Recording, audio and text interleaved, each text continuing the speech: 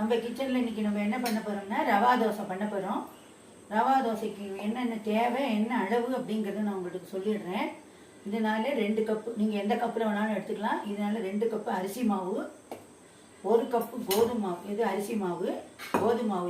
இதில் 1 கப்பு கோதுமை மாவு, இதில் 1 கப்பு ரவா. இதை எடுத்துக்கணும்.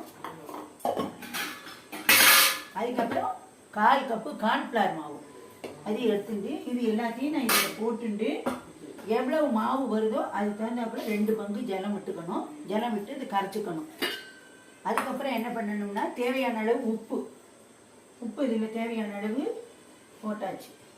அதுக்கப்புறம் கொஞ்சோண்டு சர்க்கரை போடணும். அந்த ரோஸ்ட் கலர் வரதுக்காக துளி போல சர்க்கரை போடணும். அதுக்கப்புறம்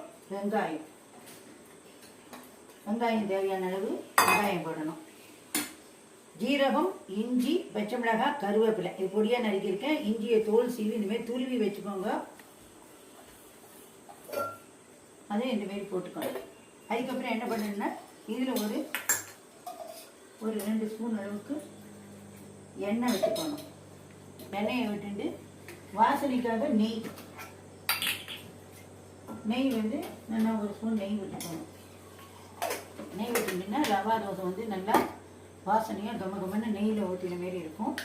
மிளகு, ஜீரகம், இது மிளகு நான் வறுத்து பொடி பண்ணி வச்சுருக்கிறேன். இது கொஞ்சோண்டு இது தேவையான அளவு நம்ம போட்டுக்கணும். ஜீரகம் நான் பொடி பண்ணலை, அதை அப்படியே முழுசாக போட்டுட்டேன்.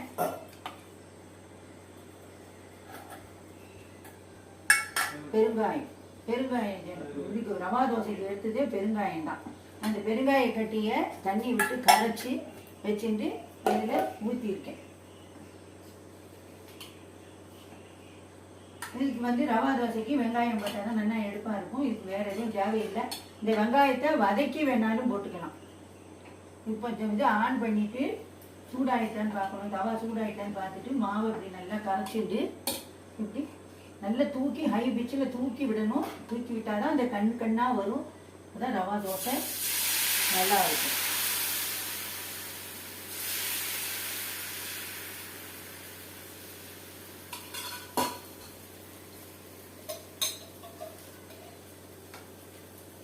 இதுக்கு தொட்டுக்கிறதுக்கு தேங்காய் சட்னியும் வச்சுக்கலாம்.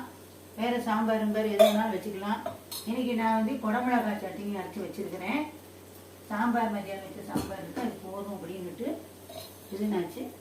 இதில் நீங்கள் அந்த மாவெல்லாம் என்ன பண்ணணும் அப்படின்னா தனியாக இந்த அரிசி மாவு 2 கப்பு எடுத்தது தனித்தனியாக வறுக்கணும். லைட் ரோஸ்டாக வறுக்கணும். சூடு வர அளவுக்கு மாவை வறுக்கணும். இது கோதுமை மாவு. எல்லோரும் மைதா மாவு போடுவோம் ஹோட்டல்லாம். நான் கோதுமை மாவு போட்டிருக்கேன்.